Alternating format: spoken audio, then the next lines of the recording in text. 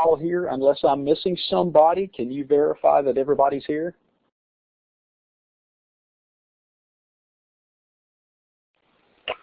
Yes, Bobby, all three districts that will be sharing their insights today are on board. All right, sounds great, folks. And all three of you should have moderator privileges, so that gives you the opportunity to advance the slides as you remember. Yep, just like that. And don't forget, I'll introduce the session and then start the recording. So are there any questions, folks, before?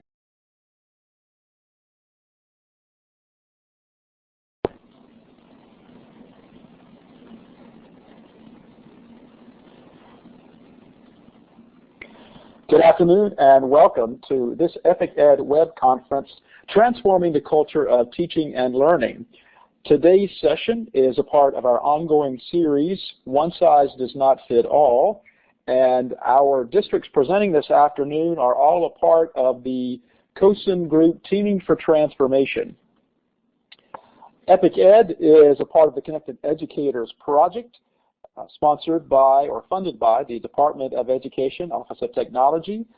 We are a collaborative effort of the Digital Learning Collaborative at the Friday Institute in the College of Education at North Carolina State University and the Consortium of School Networking, or COSIN. We're using Blackboard Collaborate this afternoon for our session. You'll notice this slide depicts the polling features where you can use a check mark or a smiley face at any point in time. There are whiteboard tools we'll use in just a moment, and there's a chat box where you can place your questions and comments throughout our session this afternoon. Here is a close-up look at that chat box and indicating where you can type in your questions or comments. We'd like to ask everyone joining us this afternoon to give us an indication of where you're joining us from. You can do so by double-clicking on the pencil icon you see there at the left of the whiteboard, choosing a larger stroke order and maybe changing the color of your dot, and then clicking on the appropriate place on the map, as I've done here, to indicate your location. So we'll take just a few seconds to give everyone the opportunity to indicate where they're joining us from today.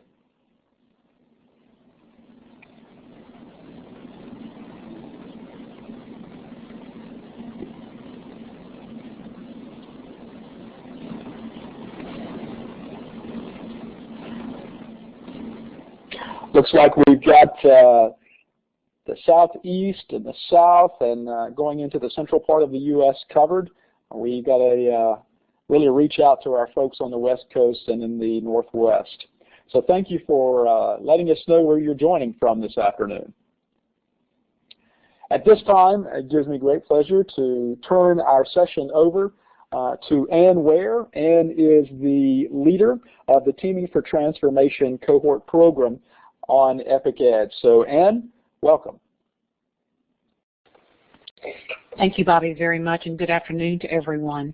As Bobby indicated, my name is Ann, and I have the distinct pleasure of serving as COSIN's project facilitator for Teaming for Transformation, leading a digital conversion for student learning.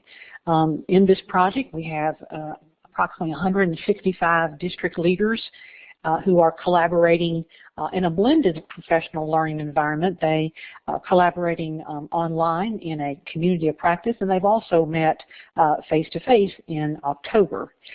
These district leaders represent an exclusive network of K-12 district teams, and I'd like to really emphasize the term teams there. And those teams are made up of many of the positions you see there on the screen. We have superintendents, many principals, curriculum leaders, teaching and learning leaders, technology leaders. We have some school board members, some financial representatives, teacher leaders, and instructional technology leaders. And each of them are committed to supporting the improvement of a student-centered learning environment in a digitally rich environment. Endorsing partners are the American Association of School Administrators, or AASA, COSIN, the Consortium for School Networking, as Bobby reflected on, the Mooresville Graded School District in North Carolina.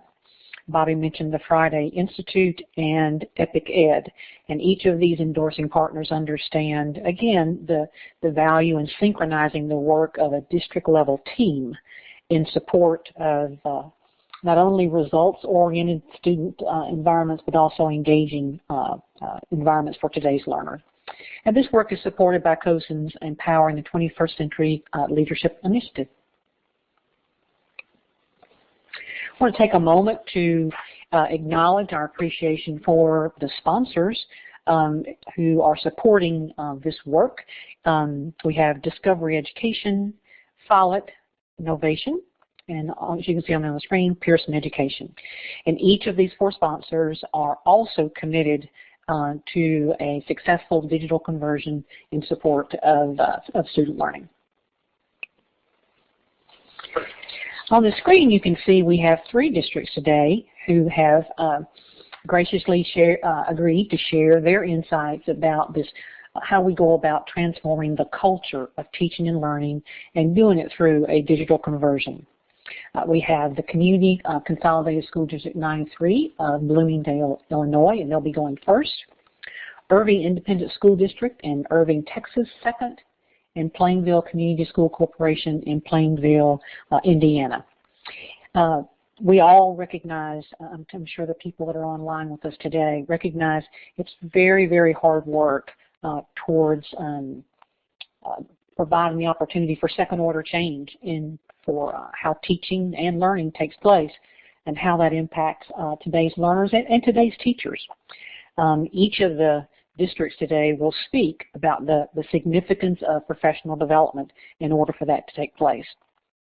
Each district will have 7 to 8 minutes to describe their current work, recommendations, and the lessons that they've learned, and that will leave us plenty of time at the end to look at the kinds of questions that those that have joined us this afternoon have about this topic of transforming the culture of teaching and learning. And just as importantly, we would like to hear maybe how your district is going forward with this transformation. So we'll go ahead and begin with the first district.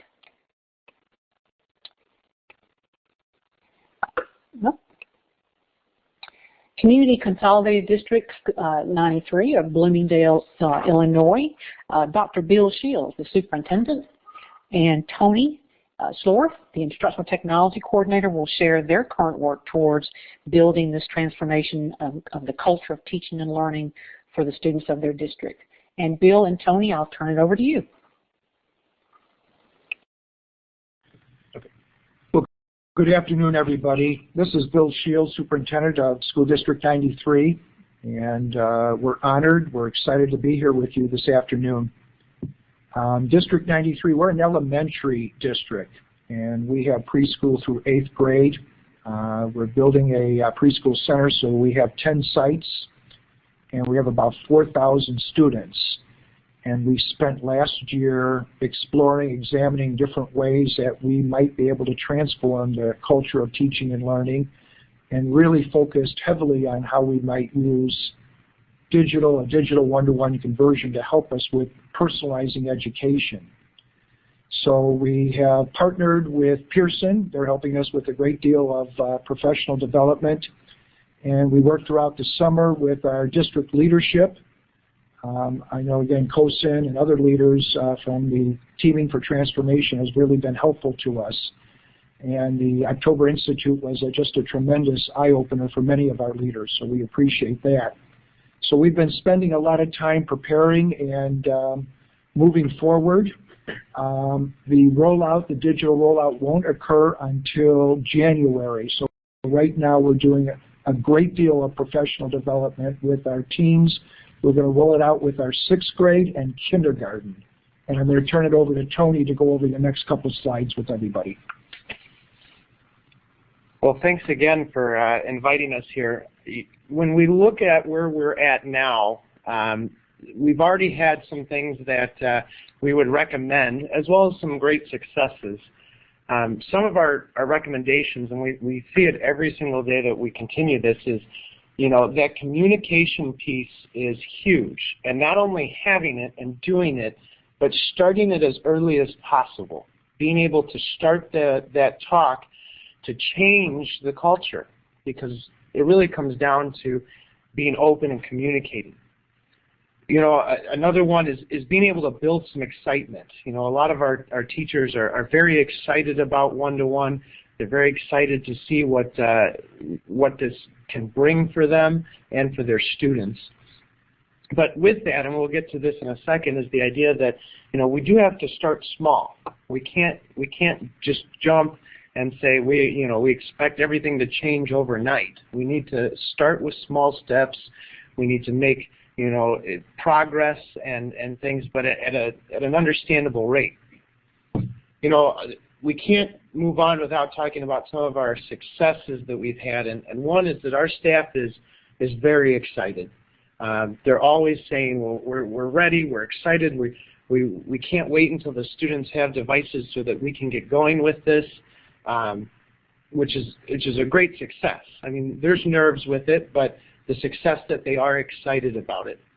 And they're also very, very, you know, they've got a very strong desire to bring in instructional technology to help improve student achievement. They know that these students are just dying for it, and that they grow up with it, that they're ready to incorporate it into the school day.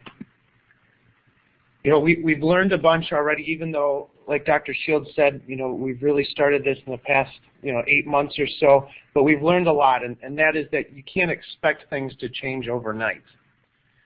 You definitely have to get the buy-in of the school principals, the school administration team, because they're going to be the ones that are helping the teachers understand the vision and really, you know, pushing down to the teachers so that they see how this is truly important. And also the fact that each and every teacher has a different comfort level. You know, when I go in for professional development with the teachers, there's going to be all sorts of different comfort levels when it comes to the understanding of how to implement this. And depending on their comfort levels is going to change what it may or may not look like at first in their classrooms. But growing those comfort levels is an important part of what we've also learned. Like we said, that, you know, staff are both excited and nervous. They want to see this. They're ready to have this done. Like Dr. Shields says, we're partnering with Pearson, and we were able to do a survey, and that survey said that 80% of our staff is excited but nervous, and that got us excited because we know that they want to see this transformation. You know, we're starting this with a pilot of the 6th grade teachers and the kindergarten teachers, as well as the students, and that's what Dr. Shields said, that the pilot is going to start with the student rollout in January, and our next step is to see how that pilot went, to see how the professional development went for that pilot, so that when we roll out to the next group of grades, which is grade 3 and 7 and preschool and 1st grade, we can take what we've learned and implement it to help with that rollout to make it even smoother. And really the next biggest one is we've got to keep the excitement going. We can't let it die. This is a huge change, and it's an important change, but the only way to keep it going is to keep that excitement in the teachers and the whole staff as a whole.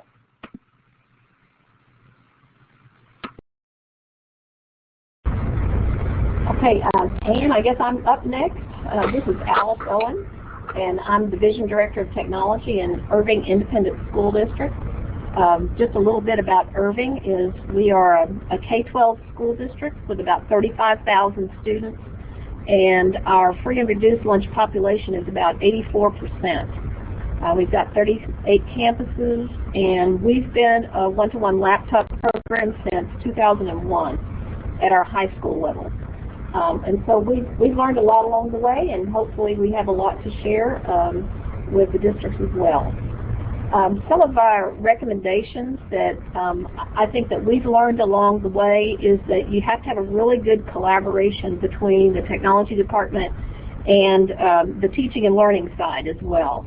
So that's a huge piece, because it's not just about the laptops and the boxes and wires. It's about changing the way teachers teach and students learn. And we've learned that it's really good if you have the opportunity to provide devices to teachers first so they can get comfortable with the devices first. That really helps, and then to roll those out to students. Sometimes they have to learn along the way if you don't have that luxury of providing them early. We've actually had laptops for teachers since about 1996, about 5 years before the kids had them. And I think professional development is huge for teachers. I know Tony alluded to that as well. Things happen when you put a laptop into the hands of kids. It really changes the locus of control in your classroom. So teachers need to learn a lot about classroom management using these new kinds of tools in their classroom, because it does turn their world upside down sometimes. But I think the best thing is to really start with your champions and focus on the ones who really are excited and want to get going with it. And there will always be a few that are resistant, but eventually, hopefully with a critical mass of people who have adopted it, those stragglers will come along as well.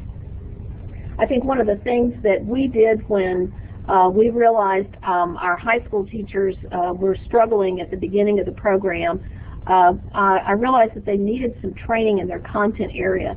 Especially at the secondary level, they're very focused on the way they teach in their content area. So what we did is we created some professional development called job-alike training. And we got teachers together that were in the content areas. And then they worked together to find out how they could use their laptops very successfully in their content area. And I think it built camaraderie and created their own personal learning community around their content area and the use of the laptops. We have also been working with our publishers to try to get as much digital content as we could for the past number of years. Slowly, those publishers had come around to realize that textbooks weren't the mode of learning necessarily anymore, and so started providing some digital ways to get those textbooks to us. But we've really morphed it into just lots of online material, especially when Web 2.0 tools came out to be very popular. So we've developed our own textbook server where we house all of the versions of our online textbooks that we can, so kids don't have to carry around a book as well as their laptop. They can just download the digital version. But we're also emphasizing a lot of online materials in place of textbooks as well. And like I said, I think one of our big successes has been we've really worked closely with our C&I department. We have a new curriculum that we adopted about a year ago, and we've been working very closely with them to find ways to incorporate technology into this new curriculum on a daily basis, and working with them is extremely important. I think some of the things that Tony also said just really is so important. It really takes leadership at the campus level. The principal has got to be on board with this program, and they've really got to show that they buy into it and they're supporting their teachers at the campus level. And again, that professional development is so important. It's got to be ongoing, not just one-shot deals, and you've got to realize that you're going to have turnover every year. So a lot of that training needs to be ongoing with your new staff so they can become a part of that culture as well. And to build capacity at your campus level to help that move forward. In our district, we have an instructional technology specialist that's a full-time person assigned to each of our campuses, and they've been very instrumental in providing that job-embedded training throughout the year to our staff.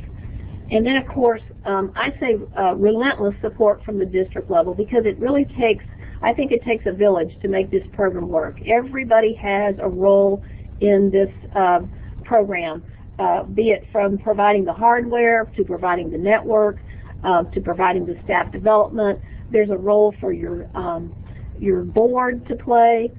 They've got to be providing a good vision, as well as your upper management in your district as well. It's great to see that support from other superintendents here today. That's what it really takes to make it a success, and I think those are some lessons that we've learned. And I think going forward in our district, we're going to continue to build that systemic program because really what you're doing is you're really changing the culture of lots of different pieces of your organization all at the same time. You've got to have that vision from your board and from your upper management. You've got to do a lot of planning, thinking 3 to 5 years out of how you're going to sustain the program, and knowing that after a few years, as you move along through the program, you may have an implementation dip because that excitement wears off from the first program. So what are you going to do to kickstart it again, to keep teachers and students interested and find new ways of learning? Lots of support from central office, and I think that's what it takes. And we'll be continuing to work on that. So I think that's my report from Irving, and I'll turn it over to the next district. Thank you, Alice. This is Ann. That piece about changing the culture of your organization is so important from the classroom level to the leadership level at the school, and just as importantly for all those that are at the district level. Next, we have Plainfield Community School Corporation. We have Assistant Superintendent Mary Gisling and John Crum, who's the Director of Technology, and they have been synchronizing their works towards transforming the culture of teaching and learning for Plainfield's learners. So Mary and John, we'll turn it over to you. Thank you, Ann. Here at Plainfield, we are a small district compared to Irving and School District 93. We're approximately 5,000 students, grades pre-K through 12. We have 1 high school, 1 middle school, and 4 K-5 elementaries here in Plainfield. We currently are working towards a technology-rich environment. We were in Mooresville, North Carolina, and learned a lot from the districts that attended there that was in October. And so what we've done is, beginning in 2010, had several technology focus group meetings, community meetings, where we had our teachers, administrators, parents, community leaders and business leaders together, talking about the vision in the future for Plainfield schools, especially looking at technology as a way to deliver curriculum and instruction. And those conversations were invaluable as our district is moving towards that kind of a learning environment. We just had a community forum meeting last Thursday night, brought school board members and invited community folks to come in and listen to our thoughts and vision for the future as we're hoping to move towards a one-to-one environment at our high school in the next year or two. One of the things that has been an ongoing rooted plea from our community is that we not replace teachers with technology. And I think when we talk about technology-enriched environments, many times we talk about the economic benefits of having the ability to differentiate and have more individual learning for students. And so one of the things we talked about with the focus group and the community forum last week was that we will continue to employ exceptional teachers, and that these exceptional teachers will be trained so that they can use virtual content and develop curriculum that can be differentiated for students at all levels.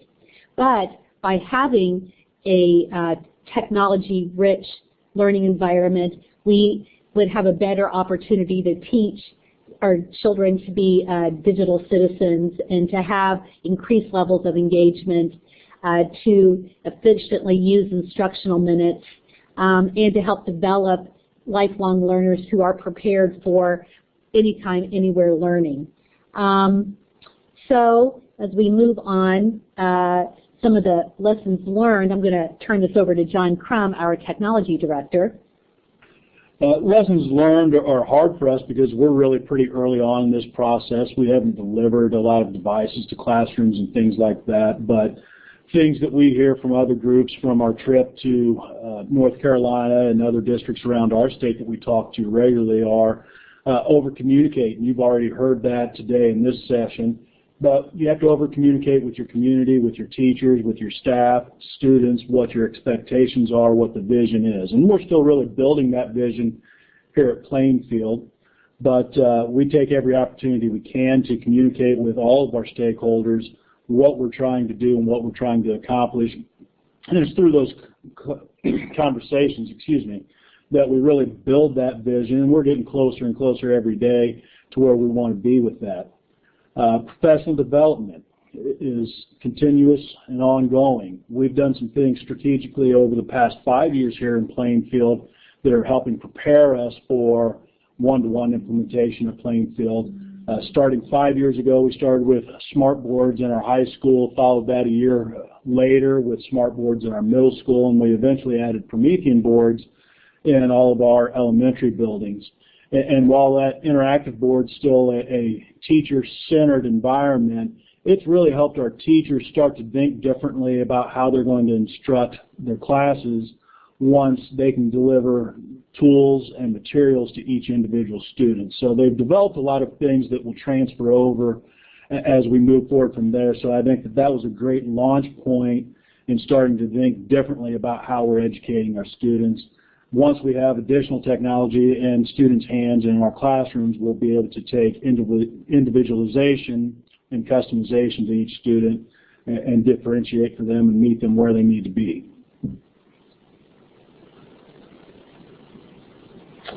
So where do we go from here? We've had conversations, as I said earlier, at the district level with our school board and with our community. And we hold kind of a promise that we will continue to have high expectations for increased student achievement and success, that we will provide high-quality education to our students while maintaining a fiscally sound and responsible budget. And we also will integrate the best of traditional education with new and emerging technologies. So the challenges that we have as we move forward then is, as you see, purchasing, maintaining, and supporting a technology-rich learning environment, making sure that we have policies and procedures that are viable for a safe online environment, developing that differentiated curriculum with our teachers, and helping teachers to learn to utilize individualized curriculum and content as we move forward. And I think that's where we are, far behind the other two districts that you just listened to, but I think that we are excited and are establishing a root system that will sustain technology-rich learning environments once we get there.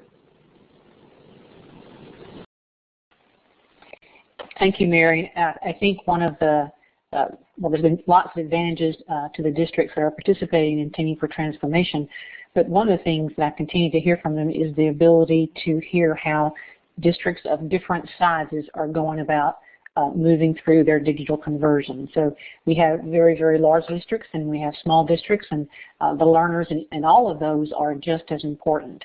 So it's really good that we have different types of districts that can share the insights about how it impacts their community. So we'll shift into the questions and answers at this time. If you are a participant, we certainly welcome you adding your questions in the chat area at this time. And we'll just kind of monitor those as they come up. One question that Peggy George had was, how were the decisions made about which technology? So was it a smart board, was it a Promethean board, a different kind of boards? And when those decisions were being made, were teachers involved in the process? So Dr. Shields, I'll start with you if you want to share kind of how Community Consolidated School District is going about that, and then we'll shift to Dr. Owen, and then come back to Mayor Disling there in Plainville. You know, we took us a long time to look at the various devices that we've eventually gone to. We're going with Apple products. With our preschool through second grade, we'll be working with iPads, and we'll be utilizing Air Max, Apple Air Max for the laptops for the grades 3 through 8. And we went back and forth. We're not on an Apple platform right now. We're PC. And we went back and forth, and you would have asked me 6-9 months ago, and I was a betting man, I would have definitely said we would have stayed with the PCs. But after visiting various sites and looking at everything with how quickly the devices turn on, the hours that they have with their battery life, to viruses and to a number of things, we went towards an Apple platform. We included teacher leaders during our discussion. We got our unions, our association leadership involved, our technology department, our curriculum instruction, our business departments. So everybody pretty much got involved with this, and as I said, from various visits to Mooresville, throughout DuPage County here in Illinois, to other sites, that's how that decision was made. Thank you.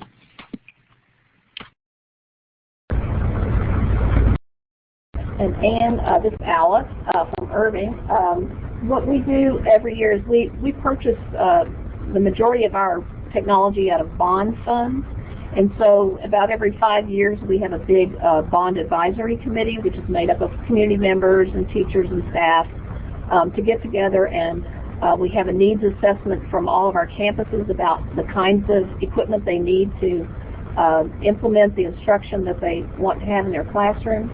And then we go through a process of determining priorities, and typically we always want more than we can afford, so we have to pare down that list of what we think are our top priorities.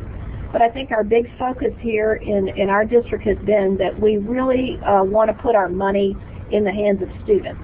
And so we try to get as much technology into the hands of students as possible to really make the classrooms more student-centered. Even though we do provide teachers with some devices, we really focus on the ones that really give us a more student-centered classroom.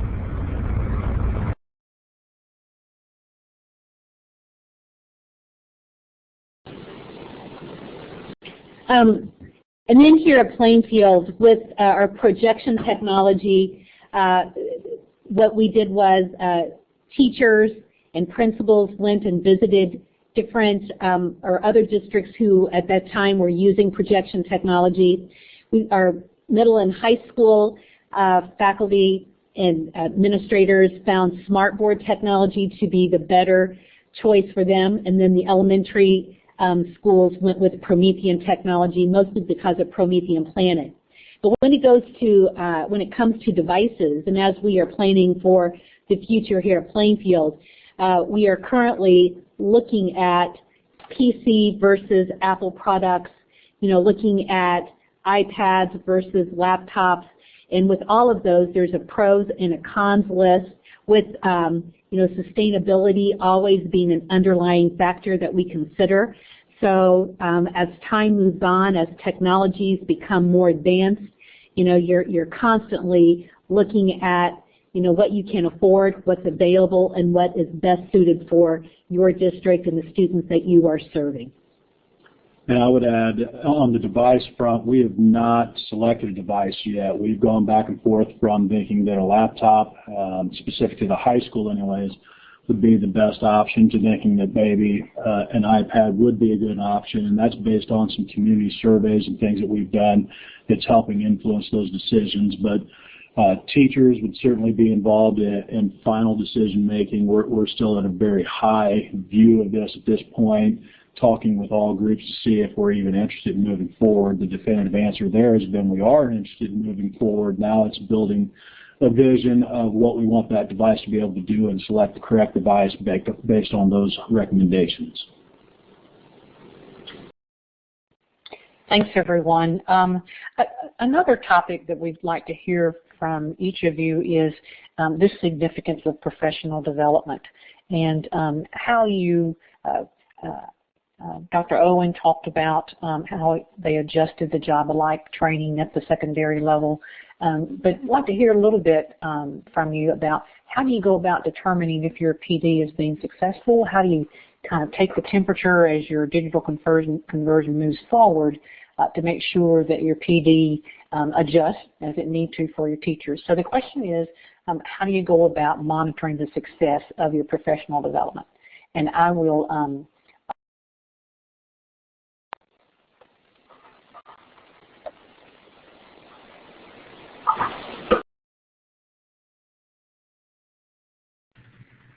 All right, and I'll take this one first. When we look at is the professional development working or not, like I said earlier, we gave out a survey at the very beginning to kind of see, is our staff ready for this? What type of technology or what type of learning do the staff already know? What do they already know about technology? What do they need to know? What's their comfort level? So that kind of gave us a baseline. And since that, myself, as well as some of our technology support facilitators, which are in the buildings, and my learning center directors, actually, the three of us have been in to the buildings, and what we've done is we've gone in, we've worked with different programs, different ideas, done lots of brainstorming on how to use this in a one-to-one learning environment. And then our district is really big on the continual improvement and being able to plan, act, do, and study. And when we're done, what we do is we survey the teachers on what they've learned, how they feel it's impacted, and we reevaluate that. So right now we're in the process of looking at what we've done with our 6th grade staff and our kindergarten staff. We're evaluating it so that we can change for our preschool, our 1st grade, our 3rd grade, and our 7th grade staff, which is coming up next. And Ann, this is Alice from Irving. I'll jump in on that one too. We have a big program in our district that we've had for a number of years. It's the Levels of Teaching Innovation, LOTI program that's been a big PD initiative in our district, and we train both teachers and administrators using the LOTI rubric. It's a way of measuring how well you're integrating technology and higher order thinking into your teaching. And along with that, then we ask each teacher to create at least 2 LOTI level 3 and above lessons that they add to a district created database that we have here. And they have to submit at least 2 per year into this database. So we're creating thousands of great lessons that our own teachers have developed, and they are rated by the creators of LOTI as outside evaluators of those lessons. So we're building capacity with our own district to really make teachers think at higher levels when they're teaching kids. And then on the administrative side, their role is to go through the training and then also do the walkthrough piece. And we have a walkthrough developed that as principals are walking through the classrooms, that they would take note of things that are happening with technology.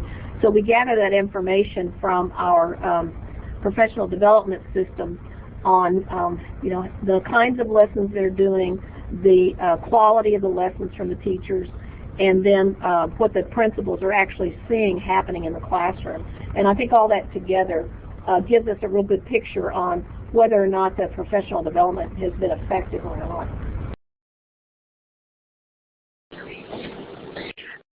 Here at Plainfield, I think both Alice and Tony spoke exactly what we do. We have leadership teams at all of our buildings that report in during cabinet meetings, and we look at, first of all, student achievement data, use that data to let us know what is working and not working in our classrooms.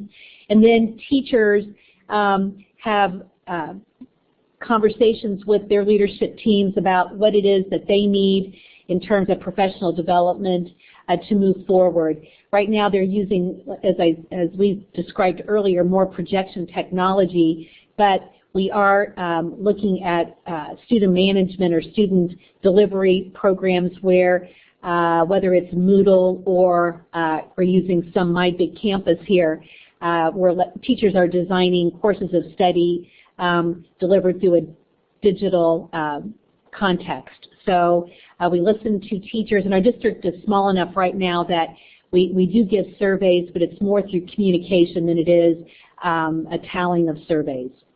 Back to you, Ann. Thank you, everyone. Peggy has a question that I'd like to pose to Alice and to Bill. As y'all are, Irving has already moved forward with their one-to-one, and Bill, you guys are right around the corner from doing that. So Alice's question is when you roll your program out for a grade level or a school, is it optional for the teachers, or are all teachers required and expected to be a part of it? And if we can, Bill, I'd like to start with you, and then we'll go to Alice. Well, and when we looked at our rollout, we looked at all of our 6th grade teachers, and we had discussions with them, and they asked if this would be optional. We explained to them that if 2/3 of them decide to go with it, 1/3 doesn't, what do they think the community, how do they feel the community might respond to that? And it was interesting that they all said, you know, that won't work. We all have to do it. So though we were somewhat encouraging, challenging them all to do it, when it really came down to it, they decided to do it. We also, with our kindergartners with the iPads, we offered that to them and say, we're rolling out with our 6th grade. Would any of you have an interest with the iPad rollout? And every kindergarten teacher at all 6 of our elementary schools decided to participate with that rollout. So to some degree, we're asking them all to do it 6th grade, but we came to a consensus together, and it was the kindergarten teachers that suggested that they all roll out at the same time. And Ann, this is Alice. For our one-to-one program, it was really all or nothing. Everybody was in it together. Our first campus to do it was a campus especially designed around technology and careers, and so it was kind of a unique situation in that it opened that year. It was designed for that. The principal got to pick the teachers that wanted to be a part of that. So their implementation has been extremely good from the very start because they got to handpick everybody who really knew that they were getting into this program. And then, but the next few years, we rolled it out to the other comprehensive high schools. Well, they didn't have the same approach at those high schools. It was just whoever was there at the comprehensive high schools. And that was basically a top-down decision, which in hindsight, they probably should have done a little bit more to get buy-in from everybody before the campus signed off on it. But over the years, it's come to be a part of the culture. But I think now what we do in terms of, it's been around in the district now. This is our 12th year of laptop programs, so I don't think it's going away. And I think people finally realize that it's here to stay. But I think with new projects that we're doing from now on, what we do is we typically make it more of a scarce resource. And we'll say, like one of the projects we're implementing right now is training teachers on flipped classrooms. And so we say, okay, for the first 50 people who sign up, you're going to be our pilot group. And that really captures the people who are your pioneers. And once you get those pioneers involved and see that the other teachers see they're successful, they tend to want to follow along and come with you. So it's a great way to start with your pioneers first to build that critical mass so that you can get the others to come along later. Thank you, Alice. And I, much like some of those that are joining us today, like that approach for, you come first and you get to be the leaders, and we all know that teachers like to learn from teachers. I'd like to close with one last question, and I'd like to send this to Alice's way because she's been involved with this for so long. Is just briefly, Alice, how do you go about building that collaboration between teaching and learning or the curriculum leaders at the district level and technology? What are some kind of practical ways that you go about doing that?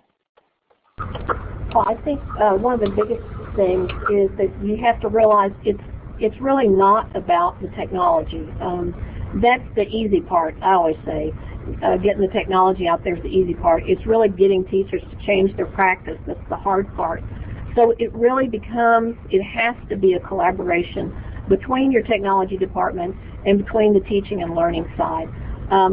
They've got to be on board with it. They've got to realize it's just as big of their program as it is of a technology program.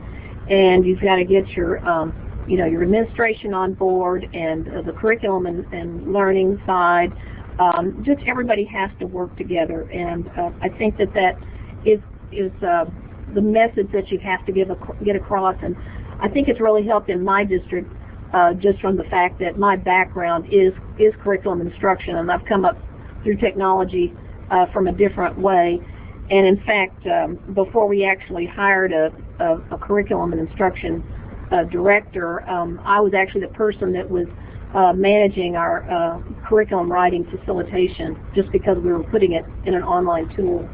And so I was one of the same person there helping the technology and the curriculum being integrated together. But now we have a separate person hired to do that, and we just continue that practice of working together and trying to come up with the best solution and the most innovative way for teaching and learning to take place.